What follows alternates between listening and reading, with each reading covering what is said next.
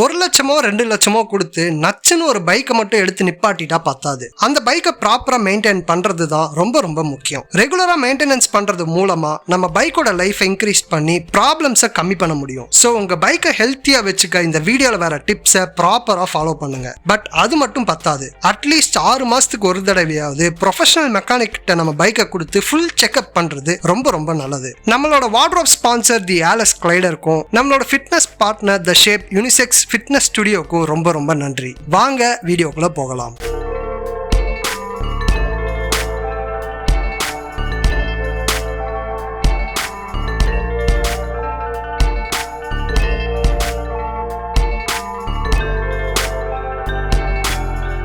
Engine பைக்கோட ஹார்ட்னா engine oil தான் பைக்கோட ரத்தம்னு சொல்லலாம். என்ஜின் ஆயில் என்ஜினை நல்ல லூப்ரிகேட்டடா வச்சுக்க உதவி என்ஜின் ஓவர் ஹீட் ஆகாம தடுக்கும். என்னதான் நம்ம 3 மாசத்துக்கு ஒரு தடவை என்ஜின் ஆயிலை சேஞ்ச் பண்ணாலும் காலப்போக்கில் என்ஜின் ஆயில் குறைய ஸ்டார்ட் ஆகும். இல்லைனா அழுக்கு சேர்ந்து ஆயில் திக்காயிடும். அது என்ஜினுக்கு ரொம்ப ரொம்ப டேஞ்சர். அதை நம்ம கண்டுக்காம விட்டுட்டோம்னா என்ஜினை ப்ராப்பரா ஒர்க் பண்ண விடாது. இன்னும் கொடுமைக்கு பிஸ்டனை சீஸ் கூட பண்ணிடும். ஸோ அதை தடுக்க ரெகுலரா உங்க என்ஜின் ஆயிலை செக் பண்ணி தேவை இருந்தா சேஞ்ச் பண்றது ரொம்ப ரொம்ப அட்வைசபிள்.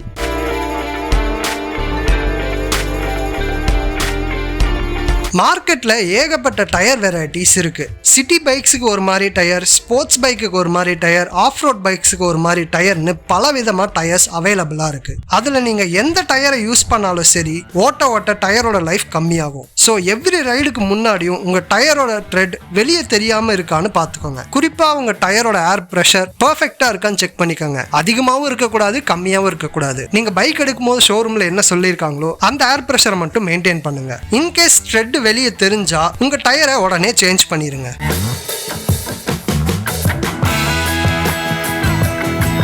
ஹியூமன் பாடிக்கு லங்ஸ் எவ்வளோ முக்கியமோ அதே மாதிரி தான் பைக்குக்கு ஏர் ஃபில்டரும் ரொம்ப ரொம்ப முக்கியம். அதை எப்பயும் கிளீனா வச்சுக்கிறது நம்மளோட பொறுப்பு. ரொம்ப நாள் தொடர்ந்து யூஸ் பண்றதுனால டஸ்டோ இல்ல வேற சில மெட்டீரியல்ஸோ ஏர் ஃபில்டர்ல போய் அடைச்சிட்டு ஏர் இன்டேக்கை அஃபெக்ட் பண்ணும். அது என்ஜினை ரொம்ப பாதிக்கும். ஸோ எவ்ரி 3 months ஒன்ஸ் ஏர் ஃபில்டரை கிளீன் பண்ணுங்க. அண்ட் எவ்ரி 10,000 கிலோமீட்டருக்கு நியூ ஏர் ஃபில்டரை அப்கிரேட் பண்ணுங்க. இப்படி பண்றதுனால ஏர் இன்டேக் ரொம்ப நல்லா இருக்கும், என்ஜினோட லைஃபும் ரொம்ப நல்லா இருக்கும்.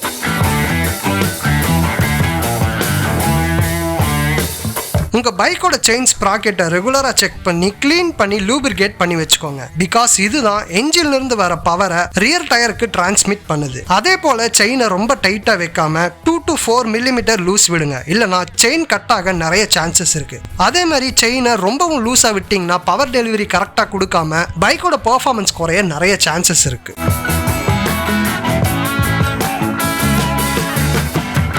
ஒரு பைக்ல ரொம்ப ஈஸியா மெயின்டைன் பண்ணக்கூடிய பார்ட்னா அது பேட்டரி தான். நீங்க அதிகமா பைக்கை யூஸ் பண்றதுனால உங்க பேட்டரியோட டெர்மினல் லூஸ் ஆக நிறைய சான்சஸ் இருக்கு. ஸோ அதை செக் பண்ணி தேவைப்பட்டா கிரீஸும் அப்ளை பண்ணலாம். சில பேட்டரிஸ்ல டிஸ்டில்டு வாட்டர் இருக்கும். ஸோ அதோட லெவல் ஆப்டிமலா இருக்கான்னு 2-3 வாரத்துக்கு ஒரு முறை செக் பண்றது ரொம்ப ரொம்ப நல்லது. சில பேர் பாத்தீங்கன்னா பேட்டரி டவுன் ஆயிடுச்சுன்னு வண்டியை தள்ளி ஸ்டார்ட் பண்ணுவாங்க. அப்படி பண்ணவே பண்ணாதீங்க. அது என்ஜினை ரொம்ப ரொம்ப பாதிக்கும், என்ஜினோட லைஃபை கம்மி பண்ணி விட்டுரும்.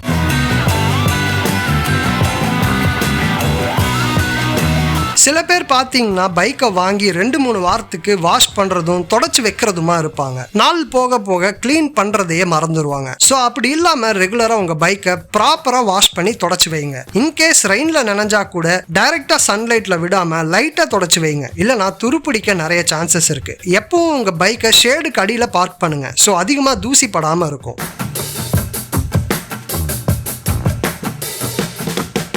உங்க பைக்கோட என்ஜினை ரெகுலரா செக் பண்றது ரொம்ப நல்லது. என்ஜின் ஆயில் சேஞ்ச் பண்ண அப்புறம் ஸ்பார்க் பிளக் எல்லாம் கரெக்ட் ஃபிட்டா இருக்கா இல்ல லூசா இருக்கான்னு செக் பண்ணிக்கோங்க. அப்புறம் முடிஞ்சா நல்ல மைலேஜ் கொடுக்கற மாதிரி டியூன் பண்ணி வச்சுக்கோங்க. இது என்ஜினோட லைஃபை இன்க்ரீஸ் பண்ணி பெட்ரோல் செலவை குறைக்கும்.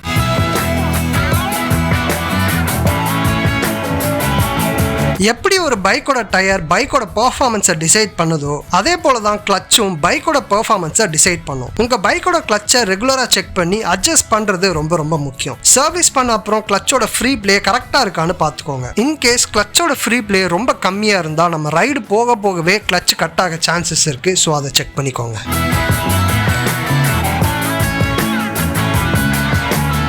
இந்த வீடியோ பார்க்குறவங்களுக்கு பைக்கோட பிரேக் எவ்வளோ முக்கியம்னு சொல்லி தெரிய வேணாம். ஸோ பிரேக் பேட்ஸை ரெகுலராக செக் பண்ணி தேவை இருந்தால் ரீப்ளேஸ் பண்ணுங்கள். பிரேக் பேட்ஸ் ரொம்ப டைட்டாகவும் இருக்கக்கூடாது, ரொம்ப லூஸாகவும் இருக்கக்கூடாது. இன்கேஸ் நீங்கள் பிரேக் பிடிக்கும் போது கீச்சுன்னு சவுண்டு வந்தால் உங்கள் பிரேக் பேட்ஸை உடனே செக் பண்ணி ரீப்ளேஸ் பண்ணிவிடுங்க. அப்படி நீங்கள் ரீப்ளேஸ் பண்ணாமல் விட்டிங்கன்னா டிஸ்கில் கீறல் விட்டு டிஸ்கோட பெர்ஃபார்மன்ஸ், அதாவது பிரேக்கோட பெர்ஃபார்மன்ஸ் கம்மியாக நிறையவே சான்சஸ் இருக்குது.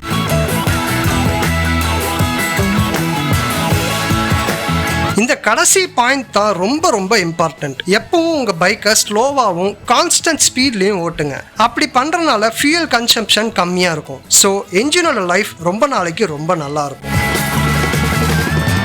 ஃப்ரெண்ட்ஸ், இந்த வீடியோ இன்ஃபர்மேட்டிவாக இருந்திருக்கும்னு நம்புகிறேன். பிடிச்சிருந்தா லைக் பண்ணி ஷேர் பண்ணுங்கள். மேலும் இம்ப்ரூவ் பண்ண கமெண்ட் பண்ணி ஃபீட்பேக் கொடுங்க. பட் அதுக்கெல்லாம் முன்னாடி நம்ம சேனலை சப்போர்ட் பண்ண சப்ஸ்கிரைப் பண்ணி அந்த பெல் பட்டனை ஆல்ல போடுங்க. மீண்டும் இன்னொரு ஆசமான வீடியோவில் நான் உங்களை மீட் பண்ணுறேன். Until then, you are Gautam signing off. Ride safe and peace out.